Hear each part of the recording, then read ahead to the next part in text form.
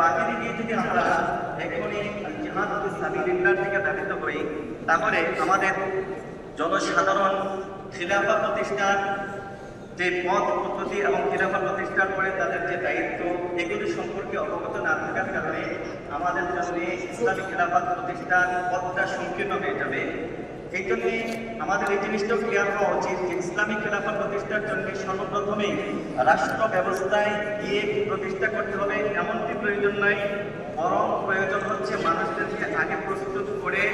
তারপরে ইসলামী খিলাফত প্রতিষ্ঠার পথকে এগিয়ে নেওয়া,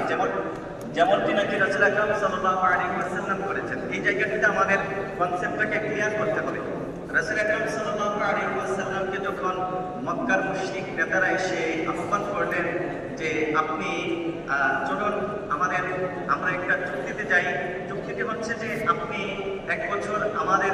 ধর্ম আমাদের বিধানটাকে গ্রহণ করবেন, আবার পরবর্তী বছরে আমরা আপনার দিনকে গ্রহণ করে মেনে নেব। আমরা সমঝোতার ভিত্তিতে যদি এগিয়ে যাই তাহলে আমাদের এই লক্ষ্যটাকে সামনে নিয়ে আমরা সবাই সুন্দরভাবে চলতে পারবো। কিন্তু রাসূল আকরাম সাল্লাল্লাহু আলাইহি ওয়াসাল্লাম এই জায়গাটিতে তাদের সাথে একমত হননি, বরঞ্চ তিনি আল্লাহ রাব্বুল আলামিনের পক্ষ থেকে আদেশের অপেক্ষায় ছিলেন। আল্লাহ রাব্বুল আলামিন পথকে ক্লিয়ার করে আয়াতে কারিমা নাযিল করলেন, সম্পূর্ণ সূরা নাযিল করলেন, সূরা কাফিরুন এর শেষ আয়াত আল্লাহ রাব্বুল আলামিন বলে দিয়েছেন যে দেখেন দীনুকুম ওয়ালিয়া দীন, পথকে আল্লাহ তাআলা ভিন্ন করে দিয়েছেন। এই জায়গায় আমাদের যে জিনিসটি খেয়াল রাখা প্রয়োজন, ইসলামী হুকুমাত ইসলামী খেলাফত প্রতিষ্ঠার জন্য আমরা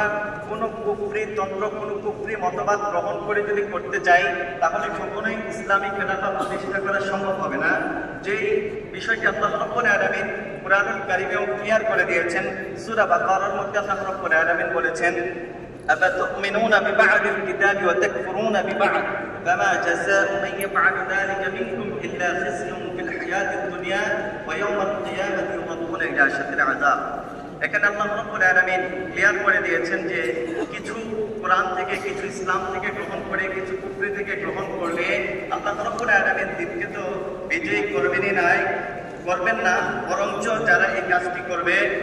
তাদের জন্য আল্লাহ রাব্বুল আলামিন বলছেন যে দুনিয়ার জীবনে তাদের জন্য রয়েছে লাঞ্ছনা এবং পরকালে তাদের জন্য রয়েছে কঠিন শাস্তির ব্যবস্থা। এই জন্য ইসলামী খেলাফত প্রতিষ্ঠা করতে হলে আমাদের প্রথমে আমাদের পথটাকে ক্লিয়ার করে নিতে হবে যে আমরা ইসলামী খেলাফত প্রতিষ্ঠা করব ইসলামের আদর্শ